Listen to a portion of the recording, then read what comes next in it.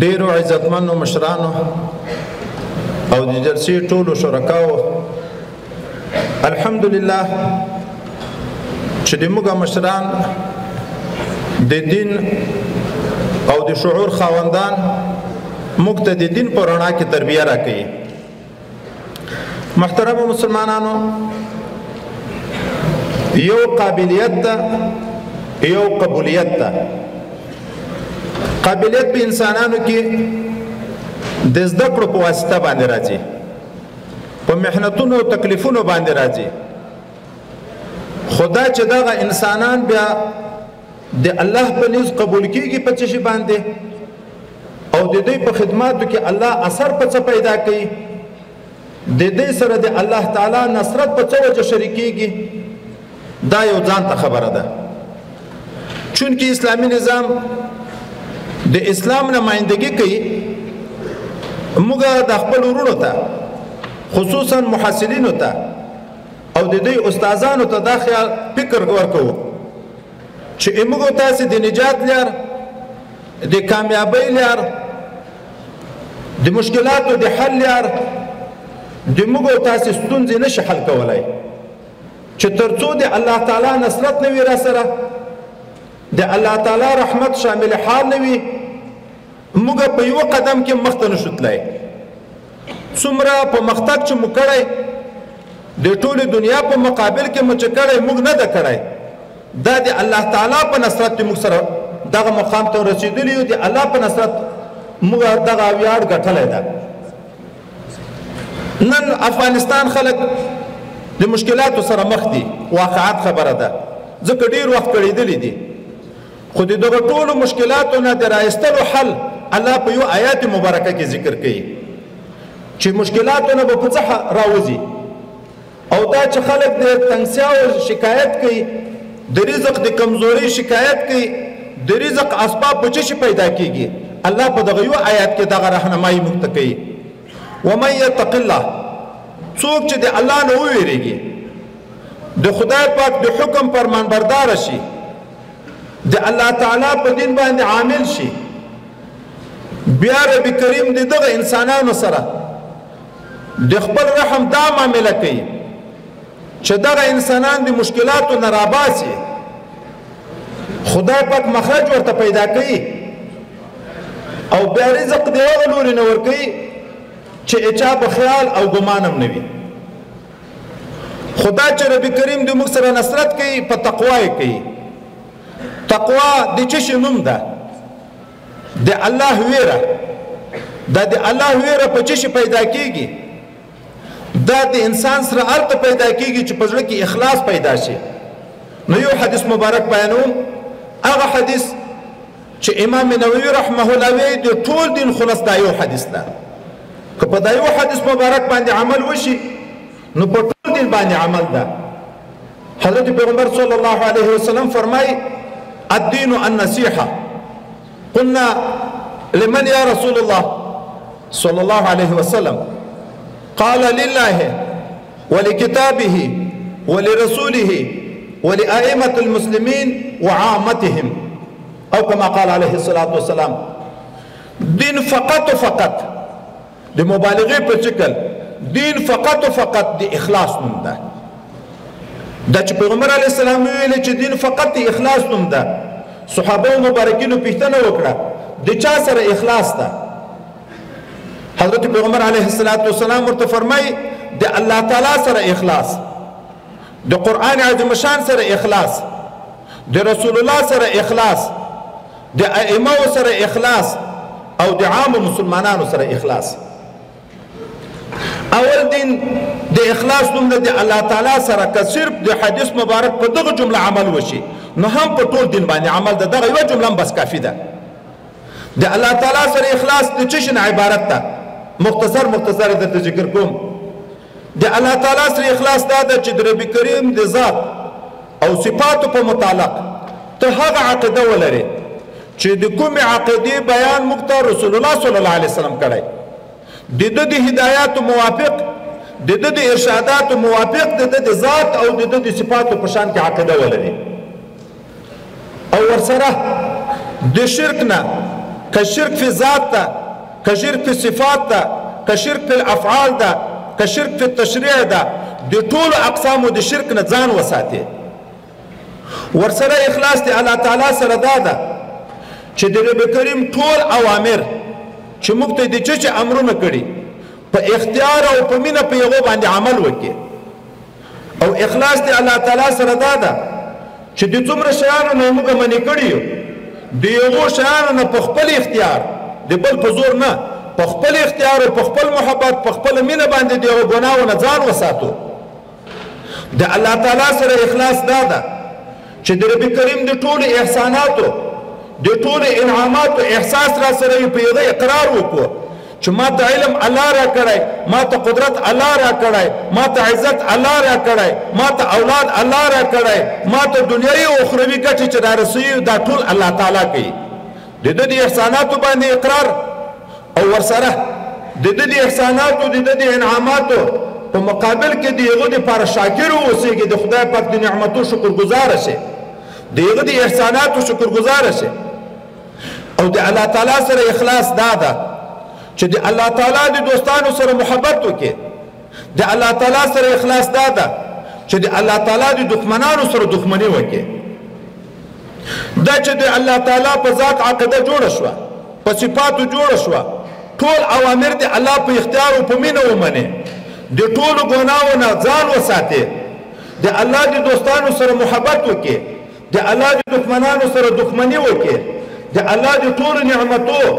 اعتراف کوونکی او شاکر جوړ شي، نو خو یې ټول دین خلاص دغه ده. او اخلاص د قرآن عظیم شان سره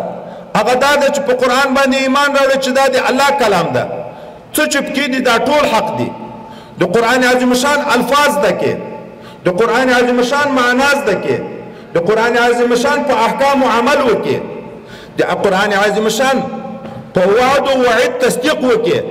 چې د جنت وعده په کوم اعمالو کړي او د جهنم وعده په کوم اعمالو کړي، په هغه باندې تصدیق وکړي، یقین وکړي. او د قرآن عظیم شان د حکایاتونه عبرت واخلي، د مخکینیو امتونو قصې چې موږ ته ذکر کیږي، د مخالفینو د اسلام او د دوستانو د اسلام قصې چې ذکر کیږي، د هغو نه عبرت واخلي او د دغه قرآن عظیم شان کما حقه خدمت وکړي او د دغه قرآن عظیم شان د خادمانو خدمت وکړي. دا د قرآن عظیم شان سره اخلاص مختصر ذکر کوم. اخلاص د رسول الله صلی الله علیه وسلم سره هغه دا ده چې ته د خدای په واقعي نمایندګي دی ومنې چې دا د الله تعالی د طرف نه حق پیغمبر ده او ده چې ده څومره پیغامونه موږ ته راوړي دی د الله تعالی د لوري نه موږ ته راوړي. د ده په ټولو اوامرو عمل کوي، د ټولو نواهیو نه ځان ساتي او د ده سنت په مینه او په محبت په ځان کې راولي. او د رسول الله صلی الله علیه وسلم په حیات کې چې دی ژوندی و په خلکو یې محبت فرض و، د ده خدمت فرض و، نصرت فرض و، چې د دنیا نه تللی د ده د پاتې دین سره به محبت کوي، د ده د وارث سره به محبت کوي، د ده د پاتې دین به خدمت کوي او د ده سنت به په مینه او په محبت په ځان کې راولي. د ائمه سره اخلاص ائمه په دوی معنا د وخت عمراو ته هم ائمه ویل کېږي او مجتهدین کرامو ته هم ائمه. د وخت امیرانو سره اخلاص دا ده چې په جایزو امورو کې به د دې اطاعت کوي، د دښمن په مقابل کې چې دی جهاد کوي په جهاد کې به د دې اطاعت کوي، ملګرتیا به کوي. د باغیانو په مقابل کې به ته د دې اطاعت او ملګرتیا کوي او د خپل امیر په مقابل کې به وسلوال پاڅون نه کوي. او دغه امیر چې د شریعت په چوکاټ کې څومره احکام کوي پته اطاعت ضرور ده، هغه به تعمیلات باندې به عمل. او د امیر سره اخلاص دا ده چې د غفلت په وخت کې انسان د عاجز ده، کله د کتاب نه لري شو، د دینی مسایلو نه لري شو، غفلت کې پیدا کیږي، نو هغه ته به تنبیه ورکړي. او د امیر سره د خپل مشر سره اخلاص دا ده چې ته به په دوکه بازیو په دنیایي چاپلوسۍ باندې غلط صفتونه د ده نه کوي، دی به د هلاکت کندې ته نه برابرې چې په ده کې کوم تقصیرات وي د خدای د رضا دپاره به تنبیه ورکړي چې د ابدي جهنم نه رابط شي او په کارو کې خدای متعال نصرت پیدا کی، عزت او ترقی پیدا کی. او د ائمه کرامو سره اخلاص هغه دا ده چې د دې علوم خلکو ته ورسوي، د دې مناقب خلکو ته ورسوي او د دې په مسایلو کې په دې حسن ځوان ولري او په مسائلو کې د دې تقلید وکړي د خپل ائمه سره اخلاص داده او د عامو مسلمانانو سره اخلاص هغه اول داده چې د عامو مسلمانانو دینی پوهاوی وکړي د نجات لار دین ده د نجات لار دین ده او دین هغه نعمت چې الله موږ ته غوره کړی ورضیت لكم الاسلام دینا د تعالی خپل نعمت ویلي اليوم اکملت لكم دینکم واتممت علیکم نعمتي ورضیت لكم الاسلام دینا اول تر ټولو د عامو مسلمانانو سره اخلاص داده چې دوی ته په دین باندې خبر کې او بیا اخلاص د عامو مسلمانانو سره داده چې په دینی او دنیوي مصالحو کې دوی ته راهنمایي وکړي چې هم په دینی امورو کې ترقي وکړي هم په دنیوي امورو کې ترقي وکړي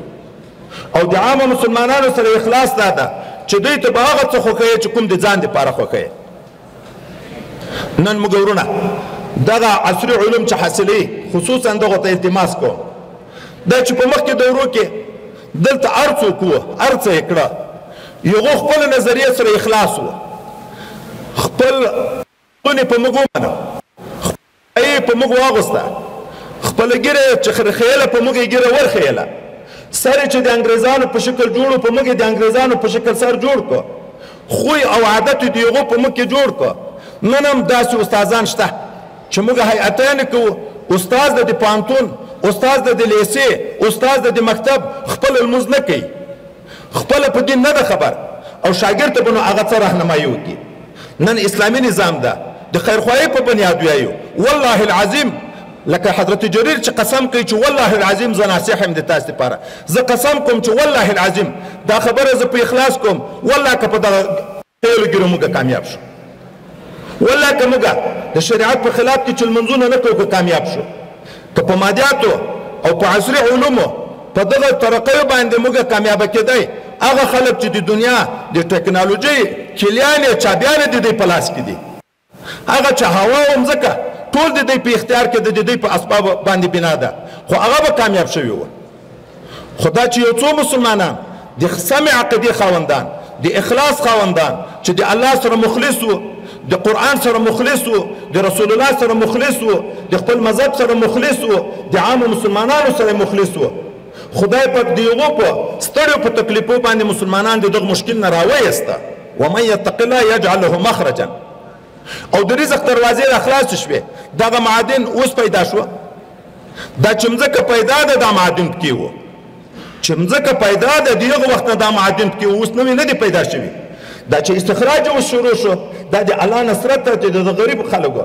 چې ملکونه یې په رسمیت نه پېژني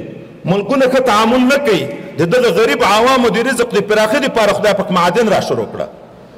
که موږ لږ خدای ته په صحیح معنا باندې غاړه کېږدو وژاړو د خپلو ګناهو نه توبه وباسو د الله سره مخلص شو بیا به دغه خلک خدای د موږ دپاره داسې تابع کوي لکه حیوانات چې الله د موږ دپاره تابع دي الله ویل تاسو مې د خپل عبادت دپاره پیدا یې خو اسمان او مځکه دا مې بیا د تاسو دپاره پیدا دي دغه څومره خلک چې لګیا دي ما او تا ته موټر جوړوي لګیا په امریکا کې د موټر ما او تا ته جوړوي لګیا په امریکا کې د طیاره ما او تا ته جوړوي لګیا په امریکا کې د ساینس او ټکنالوژي اسباب ټول ما او تا ته جوړوي الله یې موږ ته خادمان ګرځوي د دې په خاطر چې خبره اوږده نه شي د ما نه زه د اخلاص په بنیاد دا وایم دا استادانو ته خصوصا دا وایم اړتیا لرو موږ په هر لحاظ خو ګورې د الله نصرت چې نه وي والله که کامیاب شو او د الله نصرت په اخلاص پورې موقوف ده د الله نصرت په تقوا پورې موقوف ده چې تقوا په ځان کې رانولو پرون چې څوک نن هم هغه یو بیا به څنګه د نجات لار موږ ته پیدا کېږي لږ په دا پوهنتونونو کې په دا لیسو کې په دا مکتبونو کې یو اسلامي جوش او عشق په خلکو کې پیدا کړي دا چې یو اسلامي ډاکټر وي دغه ډاکټر به په خیال کې په عین معالجه کې د الله رضا مطلوب وي چې زه د دغه مریض داسې علاج وکړم چې په دغه د ما نه الله راضي شي خپل جوب به مطلوب نه وي چې خپل جوب ډک کړي چې یو انجینر وي هغه به بیا دغه مطلب وي خو د عامو خلکو سره به مخلص وي چې مسلمان ته زه ضرر ورنه کړم زه د مسلمان نه ګټه په دغه انداز وکړم چې زه 10% د ځان ته ګټه وکړم 90% د ته کار وکړم نه به انجینر دې موږ غل کېږي نه به ډاکټر دې موږ غل کېږي نه به ساینسدانو بل سړی چې د هغه دې موږ غل کېږي نه به په اداره کې چې کار کوي دې موږ د ملت غل کېږي اسلامي فکر ورکوي خلکو ته اسلامي رشد ورکوي خلکو ته که عسکر د چې اسلامي فکر لري بیا به فدایي تور جوړیږي که ډاکټر د اسلامي فکر لري بیا به د دغه ملت خادم جوړیږي خدای پاک دې په موږ تاسو کې هغه دین چې د کوم مقصد لپاره موږ پیدا کړي الله دې هغه مقصد موږ ته راوپېژني الله دې په موږ کې هغه مقصد راولي او په مینه په محبت دې الله راولي بیا دې الله د خزانو کمای نشته والله العظیم چې دنیا پیدا ده چې دنیا پانی کېږي دا څومره کائناتو ته چې الله رزق ورکوي د الله په خدایي او په خزانو کې د میاشتې د وزر غوندې کمای نه راځي د الله خزانې نه دي کمې موږ کم یو نقصان قابل است وگرنه على الدوام فایزه سعادتش همه کس را برابر است نقصان په موږ کې ده کني د الله تعالی نصرت د الله رحمت دا کم نه دي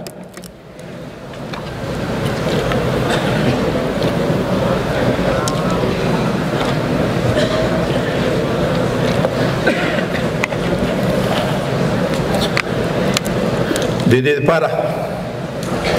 چې دا یو مشترک خدمت ده په مشترک خدمت کې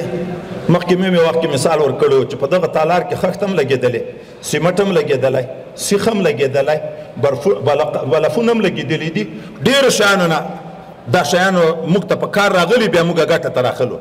دا بیانونه هم په دغه شکل باندې دي دغه خیال مه کوئ یو عالم به د ډاکټري په لحاظ درته غږېږي یو به د ساینس په لحاظ باندې درته غږېږي یو به د انجینري په لحاظ باندې درته غږېږي خو یو به د خدایي فکر د اخلاص په بنیاد باندې درته غږېږي دا ټول د جامعې د کامیابۍ فکر لري ځکه جامعه کې دغه ټولو شیانو ته ضرورت ده او د ټولو بنیاد اخلاص ده ځکه خدای پاک هغه اخلاص هغه عمل پیدا کړی چې د ټولو انبیاو نه غوښتی وما امروا الا ليعبدوا الله مخلصین له الدین د ټولو امتونو نه عبادت په اخلاص باندې غوښته ده او اخلاص د کامیابۍ لار ده که غواړو چې کامیاب شو بیا په دغه خدمتو کې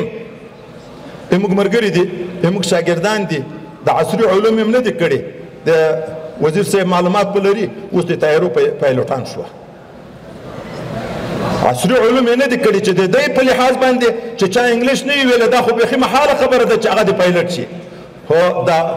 موږ سره خصوصي تعلق ته دي هغه ملګري دي ما مریدان دي په یو څو میاشتو کې هغه داسې پیلوټان شو چې ما ته کله کله وایي دا پیلوټان هغه وایي چې موږ دا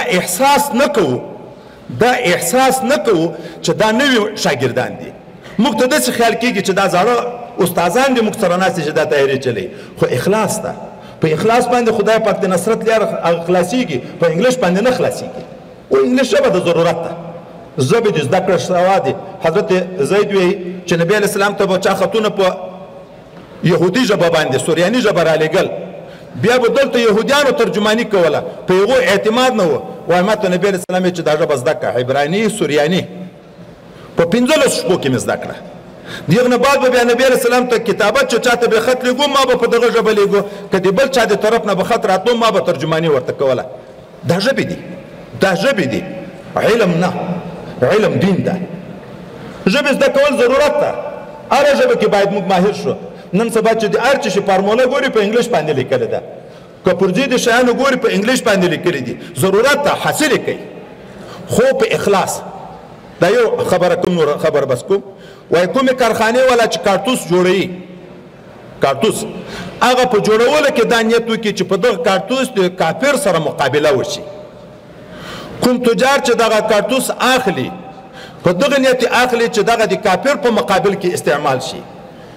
کوم مجاهد ته چې دغه کارتوس ورکي هغه د کافر په مقابل کې استعمال کی هغه د کارخانه والا دغه تجار د مجاهد رئیس په دایو کارتوس خدای پاک بخي په چنيتونه صفا شو جوړه کړه د کافر په مقابل کې چې مخکې مولوی صاحب آیات ویلي واعد لهم استطاعتم تیار شي ځان برابر کا په صفانیت برابر کا تجارت په صفانیت واخله مجاهد ته په صفانیت استعمال کا